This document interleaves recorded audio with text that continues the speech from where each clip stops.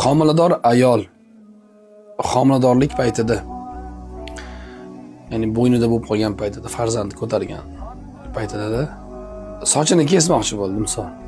Nima qilibdi? Hech narsa qilmabdi. Chaqaloqning umri qisqarmaydimi? Yo'q, qisqarmaydi. Nimaga? Chunki homilador ayolni qornidagi bolasining umri o'sha ayolning sochini kesishiga yoki kesmasligiga bog'liq emas. Balki Alloh bergan umrga bog'liq. Shunday ekan, homilador ayollar ular sochini kesishligini birinchi navbatda eridan ruxsat olib so'rab, kessinlar.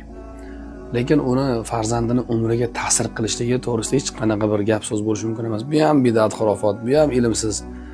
Qayerda bir zerikkan odam shu gapni chiqaradi va bu gap tarqaladi. Hamma ichida shunday ekan, bunday ekan. Azizlar, wala tayrata. Shumlanishlik yo'q bizning dinda.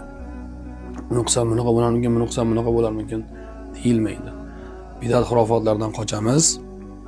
Ilm o'qiymiz, kitob o'qiymiz, ahli ilm ustozlardan so'raymiz.